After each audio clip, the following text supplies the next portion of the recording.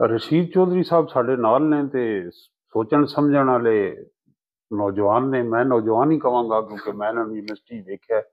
ਤੇ ਇਹ ਦੱਸੋ ਕਿ ਇੱਥੇ ਸਾਡੀ ਸਿਆਸੀ ਜਿਹੜੇ ਮੰਤਰੀ ਨੇ ਇਹ ਪੰਜਾਬ ਪੰਜਾਬ ਕਰਦੇ ਰਹੇ ਨੇ। ਪੰਜਾਬੀ ਨੈਸ਼ਨਲਿਜ਼ਮ ਦੇ ਬਾਰੇ 'ਚ ਵੀ ਗੱਲ ਹੋਈ ਤੇ ਇਸ ਤੇ ਬੜਾ ਉਸ ਵਿੱਚ ਪੰਜਾਬ ਵਿੱਚ ਇੱਕ ਬੇਦਾਰੀ ਵੀ ਹੋਈ ਕਿ ਸ਼ਾਇਦ ਸਾਡੇ ਨਾਲ ਜ਼ਿਆਦਤੀ ਹੋਈ ਹੋ ਰਹੀ ਹੈ। ਤੇ ਇਸ ਦਾ ਪਸ ਮੰਜ਼ਰ ਕੀ ਔਰ ਪੰਜਾਬ ਦੀ ਸਿਆਸਤ ਤੇ ਇਸ ਦਾ ਕੀ ਅਸਰ ਤੁਸੀਂ ਵੇਖਦੇ ਹੋ, ਮੁਲਕੀ ਸਿਆਸਤ ਤੇ ਪੰਜਾਬ ਦੀ? ਸਰ ਜਿਹੜਾ ਥੈਂਕ ਯੂ ਮਲਿਕ ਸਾਹਿਬ। ਜਿਹੜਾ ਪੰਜਾਬੀ ਨੈਸ਼ਨਲਿਜ਼ਮ ਹੈ ਪੰਜਾਬ ਵਿੱਚ ਦੋ ਤਰ੍ਹਾਂ ਦੀ ਇਸ ਵੇਲੇ ਗੱਲ ਹੋ ਰਹੀ ਹੈ।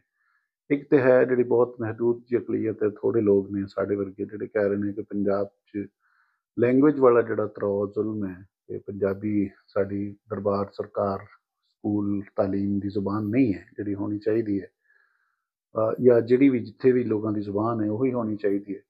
ਔਰ ਦੂਸਰਾ ਪੰਜਾਬੀ ਕਲਚਰ ਦਾ ਜਿਹੜਾ ਇਹਿਆ ਹੈ ਔਰ ਉਹਨੂੰ ਬਦਲਣ ਦਾ, ਔਰ ਪੰਜਾਬ ਦਾ ਜਿਹੜਾ ਆਮ ਰਵਾਦਾਰੀ ਵਾਲਾ ਰੰਗ ਹੈ ਉਹਨੂੰ ਬਚਾਉਣ ਦੀ ਗੱਲ, ਇਹ ਕੈਬ ਹੈ। ਇੱਕ ਹੁਣ ਨਵੀਂ ਲਹਿਰ ਆਈ ਹੈ ਜਿਹੜੀ ਮੇਰੀ ਜਾਚੇ ਖਤਰਨਾਕ ਹੈ ਕਿ ਪੰਜਾਬ ਚੂँकि ਮੈਜੋਰਿਟੀ ਹੈ ਇਸ ਰਿਆਸਤ ਵਫਾਕ, ਤੇ ਮੈਜੋਰਿਟੀ ਅਗਰ ਆਪਣਾ ਆਪ ਨੂੰ ਇਹ ਸਮਝਦੀ ਹੈ ਕਿ ਉਹਦੇ ਨਾਲ ਕੋਈ ਮਸਲਾ ਹੋ ਰਿਹਾ ਹੈ ਔਰ ਮੈਜੋਰਿਟੇਰੀਅਨਿਜ਼ਮ ਔਰ ਮੈਜੋਰਿਟੇਰੀਅਨ ਪੋਪੂਲਿਜ਼ਮ ਅਗਰ ਚੱਲਦਾ ਹੈ ਔਰ ਅਗਰ ਉਹਨੂੰ ਪੰਜਾਬ ਦੀ ਇੱਕ ਮੇਨ ਸਟਰੀਮ ਸਿਆਸੀ ਜਮਾਤ ਜਿਹੜੀ ਪੰਜਾਬ ਦੀ ਆਪਣੀ ਜਮਾਤ ਹੈ ਉਹ ਅਗਰ ਅਪਣਾ ਲੈਂਦੀ ਹੈ ਤੇ ਇਹ ਇੱਕ ਅੱਛਾ ਖਤਰਨਾਕ ਇਬਤਦਾ ਨੇਕ ਸ਼ਗਨ ਨਹੀਂ ਹੋਵੇਗਾ, ਨੇਕ ਸ਼ਗੁਨ ਨਹੀਂ ਹੋਏਗਾ। ਲੇਕਿਨ ਟ੍ਰੈਂਡ ਦੁਨੀਆ ਦਾ ਤਾਂ ਇਹੀ ਹੈ ਰਸ਼ੀਦ ਸਾਹਿਬ। ਪੜੋਸ ਦੇ ਵਿੱਚ ਵੇਖੋ ਤੇ ਉੱਥੇ ਮੈਜੋਰਿਟੇਰੀਅਨ ਅਥਾਰਿਟੇਰੀਅਨਿਜ਼ਮ ਸਾਨੂੰ ਨਜ਼ਰ ਆਉਂਦਾ ਹੈ ਨਰਿੰਦਰ ਮੋਦੀ ਦੀ ਸ਼ਕਲ ਵਿੱਚ। ਇਸਰਾਈਲ ਦੇ ਵਿੱਚ ਕਿਸੇ ਹੋਰ ਇੰਤਹਾ ਤੇ ਵੇ ਤਾਰੀਖ ਦੇ ਵਿੱਚ ਅਸੀਂ ਵੇਖਿਆ ਕਿ ਜਰਮਨੀ ਔਰ ਇਟਲੀ 'ਚ ਵੀ ਰਿਹਾ। ਇਹ ਇਸ ਵੇਲੇ ਟ੍ਰੈਂਡ ਵੀ ਹੈ ਦੁਨੀਆ ਦਾ। ਜੀ ਇਹ ਸਿੱਕਾ ਰਾਇਜੁਲ ਵਕਤ ਹੈ, ਇਹ ਗੱਲ ਠੀਕ ਹੈ, ਲੇਕਿਨ ਇਹ ਤੁਸੀਂ ਦੇਖੋ ਨਾ ਜਦੋਂ ਜਰਮਨੀ ਔਰ ਇਟਲੀ 'ਚ ਰਿਹਾ ਸੀ ਉਸ ਤੋਂ ਬਾਅਦ ਕੀ ਹੋਇਆ। ਸੈਕੰਡ ਵਰਲਡ ਵਾਰ ਤੋਂ ਬਾਅਦ ਫਿਰ ਇਨਸਾਨ ਨੇ ਇਹ ਸੋਚਿਆ ਨਾ ਕਿ ਡੈਮੋਕ੍ਰੇਸੀ ਜਿਹੜੀ ਹੈ ਉਹ ਚਾਹੀਦੀ ਹੈ, ਮੈਜੋਰਿਟੇਰੀਅਨਿਜ਼ਮ ਜਾਂ ਇਸ ਤਰ੍ਹਾਂ ਦਾ ਮੈਜੋਰਿਟੀ ਦਾ ਰੂਲ ਨਹੀਂ ਚਾਹੀਦਾ।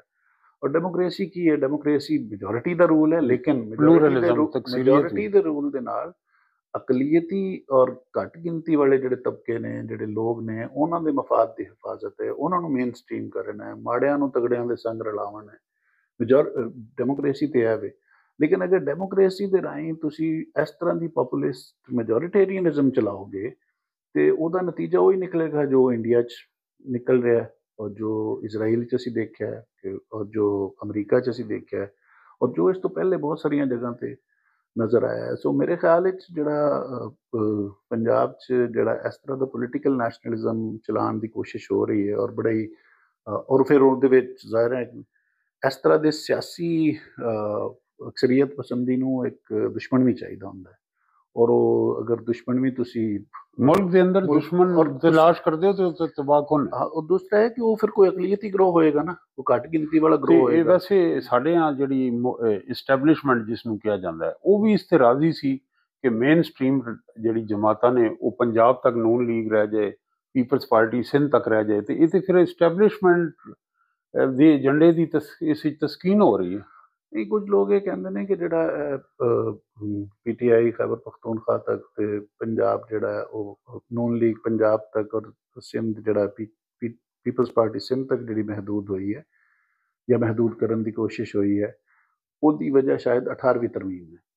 ਕਿਉਂਕਿ ਹੁਣ ਜਿਹੜੀ 18ਵੀਂ ਤਰਮੀਮ ਤੋਂ ਬਾਅਦ ਜਿਹੜੀ ਸੂਬਿਆਂ ਦੀ ਖੁਦ ਮੁਖਤਾਰੀ ਹੈ ਇਸ ਲੈਵਲ 'ਤੇ ਚਲੀ ਗਈ ਹੈ ਕਿ ਪਾਰਟੀਆਂ ਦਾ ਇੰਟਰਸਟ ਜਿਹੜਾ ਹੈ ਉਹ ਆਪਣੇ ਆਪਣੇ ਸੂਬੇ 'ਚ ਜ਼ਿਆਦਾ ਹੋ ਗਿਆ ਔਰ ਉਸ ਤੋਂ ਬਾਅਦ ਜਿਹੜੀ ਨੈਸ਼ਨਲ ਪੋਲੀਟਿਕਸ 'ਚ ਉਹਨਾਂ ਦਾ ਉਹ ਘੱਟ ਗਿਆ। ਲੇਕਿਨ ਮੇਰਾ ਖਿਆਲ ਹੈ ਕਿ ਨੈਸ਼ਨਲ ਪੋਲੀਟਿਕਸ 'ਚ ਪਾਰਟੀਆਂ ਵਾਪਸ ਆਉਣਗੀਆਂ। ਬਸ PTI ਤਾਂ ਬੇਸਿਕਲੀ ਨੈਸ਼ਨਲ ਪਾਰਟੀ ਹੈ ਇਸ ਵਕਤ। ਉਹਨਾਂ ਦੀ ਬਲੋਚਿਸਤਾਨ ਤੋਂ ਹਟ ਕੇ ਸਾਰੇ ਸੂਬਿਆਂ 'ਚ ਉਹਨਾਂ ਦੀਆਂ ਸੀਟਾਂ ਵੀ ਹੈ ਨੇ ਔਰ ਉਹਨਾਂ ਦੇ ਹਰ ਪਾਰਟੀ ਕੋਸ਼ਿਸ਼ ਕਰੇਗੀ ਕਿ ਉਹ ਨੈਸ਼ਨਲ ਲੈਵਲ ਤੇ ਆਵੇ। ਪੀਪਲਸ ਪਾਰਟੀ ਦਾ ਵੀ ਇਸ ਦਫਾ ਖੈਬਰ ਪਖਤੂਨਖਵਾ 'ਚ ਉਹਨਾਂ ਨੂੰ ਸੀਟਾਂ ਮਿਲੀਆਂ ਨੇ, ਬਲੋਚਿਸਤਾਨ ਵਿੱਚ ਉਹਨਾਂ ਨੇ ਹੁਕੂਮਤ ਬਣਾਈ ਹੈ, ਕਸ਼ਮੀਰ ਵਿੱਚ ਵੀ ਉਹਨਾਂ ਦਾ ਹੈ, ਗਿਲਗਿਤ ਬਲਤਿਸਤਾਨ 'ਚ ਪ੍ਰੈਜ਼ੈਂਸ ਹੈ ਸਿਆਸੀ ਜਮਾਤਾਂ ਦੀ।